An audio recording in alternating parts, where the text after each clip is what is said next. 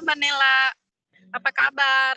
Baik, Mbak Fitri, ini cerah banget lagi ada di mana nih, Mbak?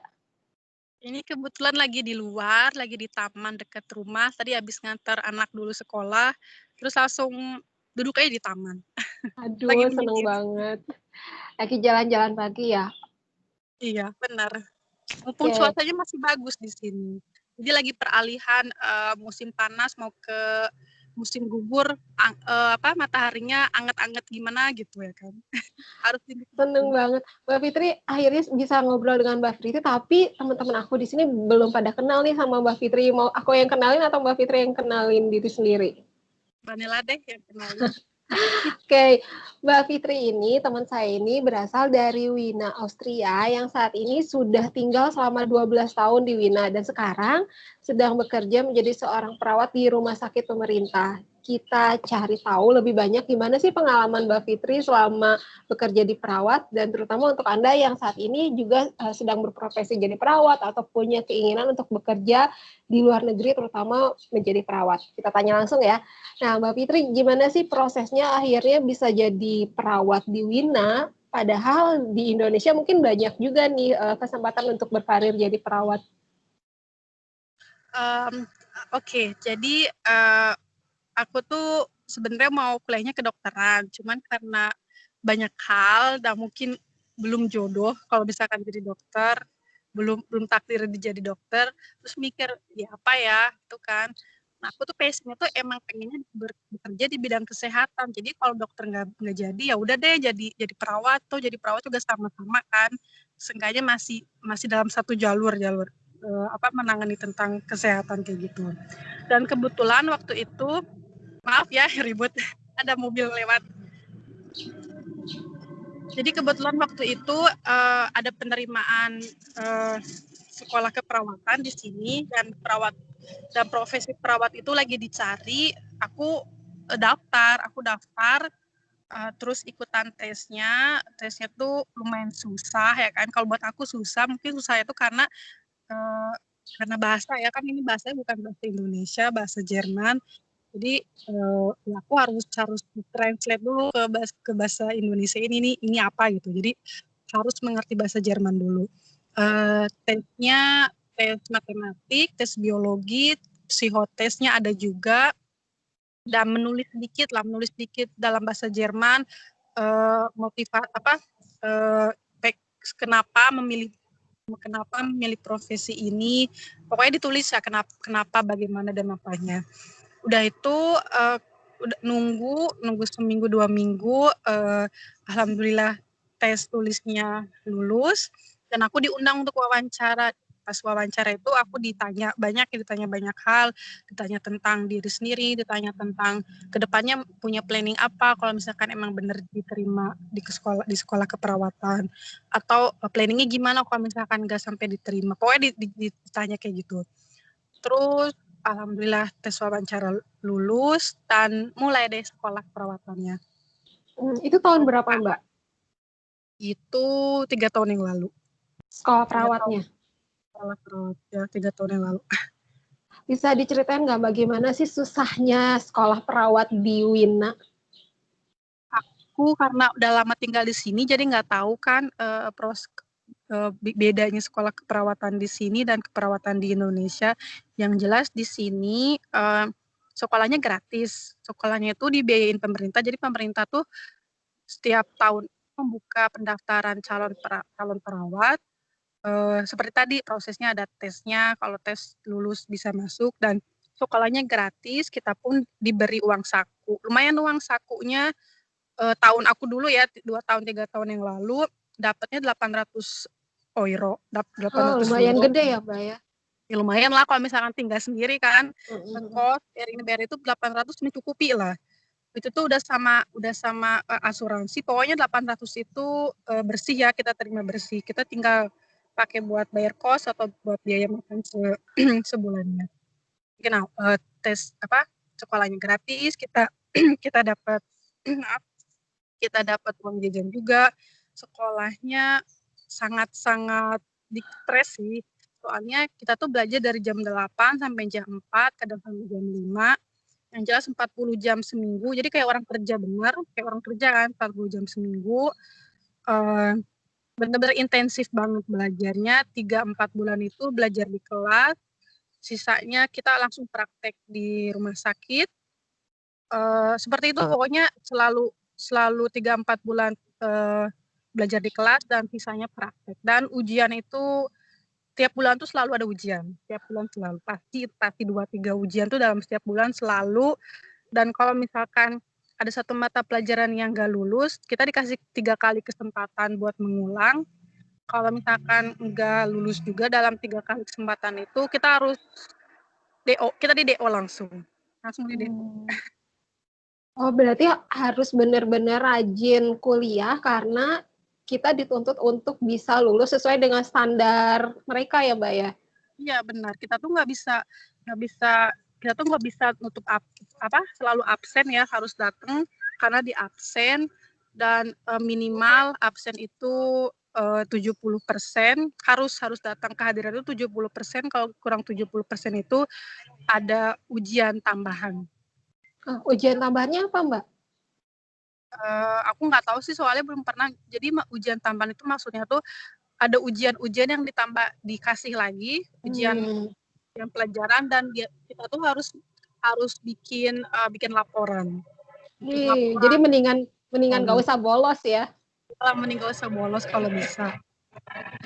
Berarti di sana otomatis student-studentnya rajin-rajin, terus udah gitu semangat untuk kuliah karena mereka dituntut oleh pemerintah supaya lulus tepat waktu dengan nilai yang bagus ya, Mbak ya? Betul sekali. Soalnya kan dijamin, soalnya kita sekolah udah gratis, udah dikasih uang saku, dan lulus sekolah itu pasti langsung dijamin kerja, kan dapat lapangan pekerjaan. Jadi kita dituntut, kita dikasih apa yang menjadi hak kita, dan kita juga harus melaksanakan kewajiban kita seharusnya. Tunggu tadi kita dituntut, Mbak dituntut untuk belajar dan nanti dipastikan akan disalurkan bekerja oleh pemerintah. Iya benar. Wah enak banget. Jadi nanti kita habis lulus pasti udah kerja di mana dan nggak usah cari-cari kerja lagi gitu Mbak. Maksudnya gini sih, kita tuh pasti kita harus melamar. Jadi kita diberi kebebasan mau melamar di rumah sakit di mana, selama itu rumah sakit pemerintah, karena di sini ada berapa ya rumah sakit pemerintah itu lumayan banyak. Kita boleh memilih, dan yang jelas kita pasti kerja, kita melamar itu nggak harus nunggu lama, nggak nunggu berkas, nunggu lama, panggilan lama, enggak. Paling sebulan 2 bulan setelah melamar kita langsung bisa kerja. Karena jumlah kebutuhan mereka akan tenaga medis banyak juga ya Mbak ya? Iya, karena tahun ini 2 tahun ke depan banyak para tenaga medis yang mulai pensiun kan. Jadi kita tuh butuh anak-anak baru seperti itu. Wah, ini jadi kesempatan buat orang-orang Indonesia yang pengen berkarir jadi perawat di Eropa, terutama di Wina, semakin besar ya Mbak ya? Insya Allah sih kalau misalkan ada jalannya, insya Allah pasti bisa. Oke, nah Mbak, apa sih Mbak syarat, bukan syarat ya, bagaimana caranya supaya orang Indonesia bisa dengan mudah menjadi perawat di Eropa? Syarat utamanya apa Mbak? Mungkin syarat paling awalnya itu kita harus menguasai bahasa Jerman. Lagi ribet lagi. Jadi harus menguasai bahasa Jerman dengan lancar ya. Kalau sekarang itu levelnya B1, B2 mungkin ya. Kalau nggak salah B2 deh. Level bisa kita harus belajar bahasa Jerman, karena kalau dulu kan mungkin A1, A2 itu sangat-sangat dasar level bahasa Jermannya. Sekarang itu harus B2. B1, B2 minimal. Soalnya kalau untuk ke universitas melamar kuliah, B2 itu harus punya sertifikat B2. Karena nggak mungkin kan, mungkin kita punya skill-nya, tapi kemampuan bahasanya kita nggak punya, itu nggak mungkin, itu sama dengan nol kan. Jadi mungkin untuk anak-anak Indonesia yang sedang atau mau sekolah keperawatan, kuliah keperawatan, mungkin bisa disambi dengan belajar dulu bahasa Jerman, meskipun dari level 0 dulu, dari level awal, mungkin dengan seiringnya waktu mereka bisa memperbaiki bahasa Jermannya dan siapa tahu bisa melamar di sini. Jadi yang pertama bahasa Jerman dulu. Nah, buat yang anak-anak nanti tahun depan akan lulus SMA, terus misalnya setelah nonton YouTube ini pengen berencana kuliah di Jerman, terutama di keperawatan. Selain harus bisa bahasa Jerman, apalagi Mbak yang harus dibekali, harus membekali diri apalagi supaya bisa diterima di sekolah keperawatan di Wina atau di Jerman? Visa sih ya. Jadi kalau misalkan udah punya bahasa Jerman, mereka tuh harus mengajukan visa. Dan mengajukan visa itu kan ada bermacam-macam, ada visa izin tinggal dengan keluarga, visa student atau visa visa keluarga, kayak misalkan visa menikah dengan orang sini. Itu jadi sebelum dapat visa kita kan harus melamar dulu mungkin ya. Maksudnya harus cari dulu tempat di sini. Ini konteksnya mau cari sekolah perawatan atau dia udah punya skill? Dianya konteksnya ada dua Mbak. Dia belum punya, dia baru lulus SMA, terus udah gitu berencana mau sekolah perawat di Eropa. Terus udah gitu ada juga yang sudah punya ijazah keperawatan tapi pengen kerja di Eropa gitu. Nah, apa aja yang harus dibekali? Satu, untuk anak-anak yang misalkan lulusan SMA mau ke sini, yaitu awalnya belajar dulu bahasa Jerman.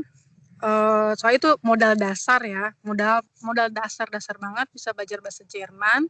Terus udah itu dia harus soalnya gini, kalau misalkan dia cuma lulusan SMA dan bisa bahasa Jermannya dengan baik ya, udah punya sertifikat juga, ke sini tuh tetap dianggap susah lah ya, soalnya kita kan butuh visa buat tinggal di sini.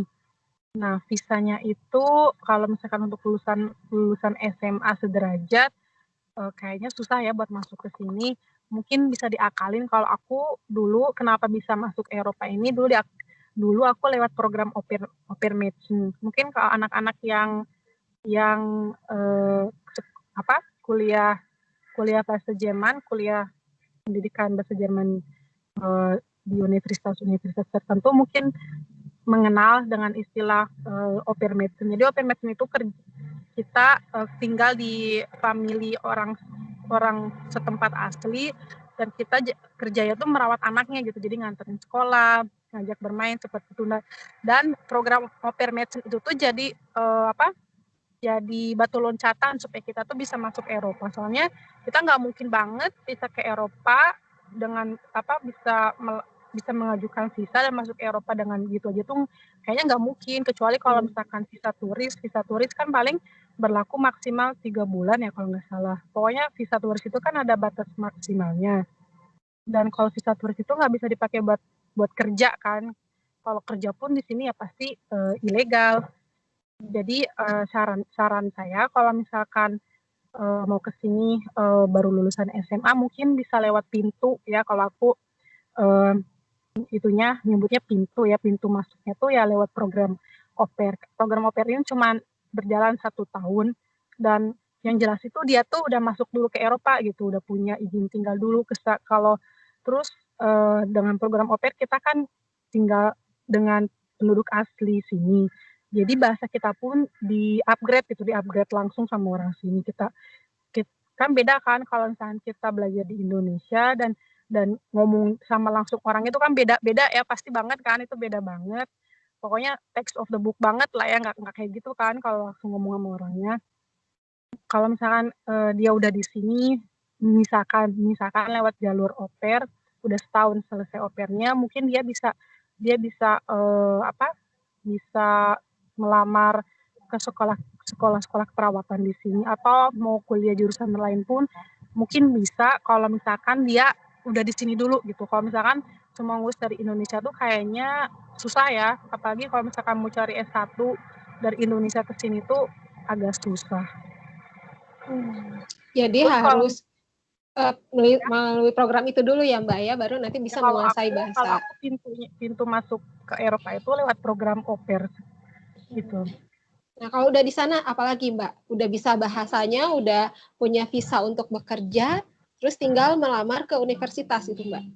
Iya, tinggal melamar ke universitas, atau sekolah-sekolah tertentu di sini, bisa melamar, maksudnya pokoknya dia tuh udah di sini, udah tinggal di sini, udah kenal budaya kan, shock budaya itu kan pasti banget terjadi kan, orang Indonesia yang mungkin belum pernah ke Eropa atau belum pernah tinggal di Eropa, dia nggak tahu kan keadaan di sini bagaimana, dengan apa, interaksi sosial dengan penduduk setempat bagaimana. Jadi program au pair itu buat aku bener-bener penyelamat. Jadi aku tuh nggak culture shock banget gitu pas tinggal di sini, pas nyampe di sini, tinggal dengan, namanya kita sebutnya gas family ya, kita tinggal dengan gas family, kita belajar budayanya, kita belajar bahasanya mereka, kita seenggaknya perlahan-lahan itu mengenal budaya sini, jadi nggak kaget-kaget banget setelah kita beres program au pair dan harus ngekos sendiri, itu kita nggak kaget banget gitu, nggak terlalu homesick, nggak terlalu kaget lah intinya, nggak terlalu shock kultur banget. Dan kalau misalkan udah pokoknya setelah program au pair, melamar ke universitas, sekolah-sekolah tertentu yang kita mau, dan itu lebih gampang ya, lebih gampang, jalur masuknya itu lebih gampang gitu daripada dari Indonesia, nol banget dari Indonesia yang ke sini ngelamar. Mending kita di sini dulu, kita tinggal dulu, terus kita kesananya bisa dipikirin lah, maksudnya lebih gampang, jalan itu lebih gampang. Nah, ya. Untuk memilih universitasnya, universitas apa saja Mbak yang terbaik? Apakah swasta atau negeri? Kalau di sini negeri itu bagus sih, negeri, universitas negeri, sekolah-sekolah negeri itu di sini udah termasuk bagus banget lah ya. Kalau swasta mungkin pengecualian, swasta pun ya ada swasta yang biasa, ada swasta yang benar-benar sangat-sangat bagus, terakreditasi, dan swasta kan pasti harus bayar sendiri kan. Oh, jadi yang gratis itu negeri ya Mbak ya? Kalau yang gratis itu negeri, mungkin kita paling disuruh bayar biaya pendaftaran ya, biaya pendaftaran di mana-mana pasti kan. Tapi seenggaknya biaya pemisahan itu tuh ya kita nggak bayar gitu. Jadi cukup ikut tes aja, tadi tes tertulis, psikotes, dan wawancara ya Mbak ya? Baru nanti dinyatakan lulus. Baru dinyatakan lulus, kan bisa mulai. Nah Mbak, kalau misalnya nih ada orang Indonesia yang udah punya ijazah perawat, dia udah lulus perawat, pengen kerja di rumah sakit di Eropa atau di Austria, gimana Mbak caranya? Yang setahu aku nih ya, soalnya belum pernah ada, kalau yang setahu aku belum pernah ada orang yang Indonesia udah lulusan keperawatan dan pengen bekerja di sini. Mungkin ya itu modal awalnya kan belajar bahasa dulu, harus bisa bahasa, harus bisa membuktikan bahwa dia tuh punya skill bahasa Jermannya buat dipakai di sini gitu. Soalnya misalnya dia pinter mahir bahasa Inggris tapi bahasa Jermannya 0, itu sama dengan enggak gitu, maksudnya di sini nggak bisa, meskipun kita bahasa Inggrisnya perfect nggak bisa dipakai di sini. Ya mungkin bahasa Inggris bisa lah dipakai buat yang lainnya, cuman di sini kita modalnya itu harus bisa bahasa Jerman dulu. Dan buat yang udah punya ijazah perawatan selain bahasa Jerman, harus menguasai bahasa Jerman, mungkin harus melamar ke rumah sakit di sini, dan ijazah keperawatannya itu harus diakreditasi dulu di sini, jadi nanti ada ujian penyetaraan kayak gitu yang aku tahu. Mereka dapat ujian penyetaraan, kalau misalkan iya lulus dan pasti bisa bekerja di sini. Dan itu lebih gampang ya, maksudnya lebih gampang karena udah punya skill. Kalau yang lulusan SMA kan dia belum punya skill apa-apa kan, jadi perjalanannya itu masih panjang banget. Kalau yang udah punya ijazah sih tinggal 2-3 langkah lagi. Jadi intinya harus kerja keras dan pantang menyerah ya Mbak ya. Nah Mbak, apa sih suka dukanya jadi perawat di Jerman? Suka dukanya banyak ya. Sukanya itu kita bertemu dengan teman-teman dari negara-negara lain kan, jadi nggak hanya orang Austria aja di sini, ada juga orang dari negara-negara tetangga, banyak juga para para suster dari negara Filipina. Kita banyak ya, jadi negara Austria ini pernah mengimpor, dulunya pernah mengimpor para suster-suster dari negara Filipina dulu waktu itu. Dan oleh karena itu di sini banyak banget suster dari negara Indonesia, mungkin bisa dihitung jari ya saya, dan mungkin ada beberapa yang juga orang Indonesia, cuman nggak banyak gitu. Makanya itu bisa kenal dengan teman-teman dari berbagai negara, mengenal budayanya, saling sharing.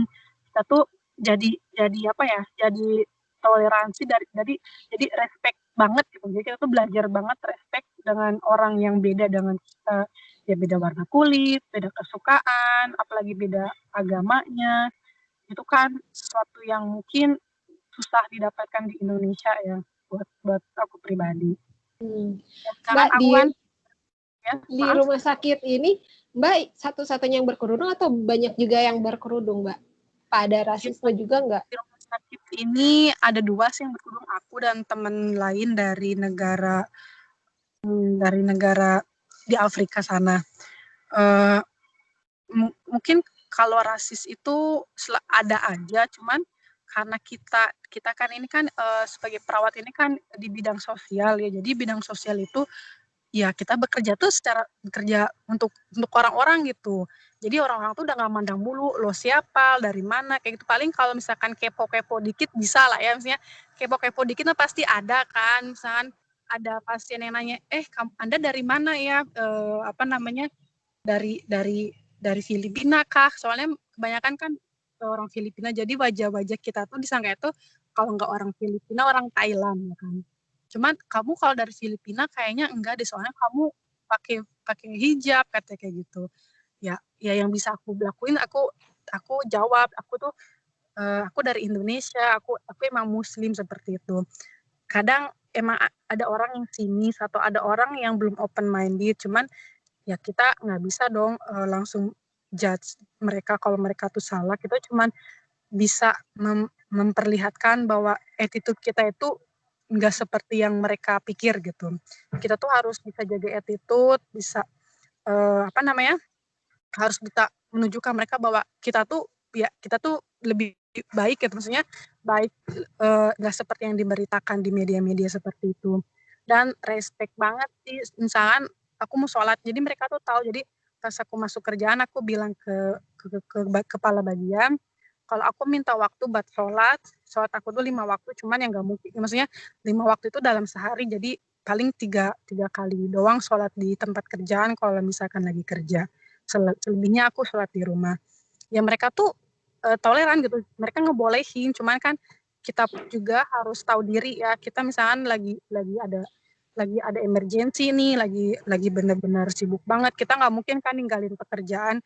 Toh sholat itu kan bisa ya, nggak harus tepat waktu, tepat waktu pasti sangat diharuskan kalau bisa tepat waktu. Tapi kan kalau misalkan lagi emergency, lagi banyak yang harus dilakuin, kita bisa lah ya nanti dulu, maksudnya 5 atau 10 menit kemudian dilakuin. Ya sih, pokoknya kita tuh harus jaga diri, yang jelas kayak gitu kan.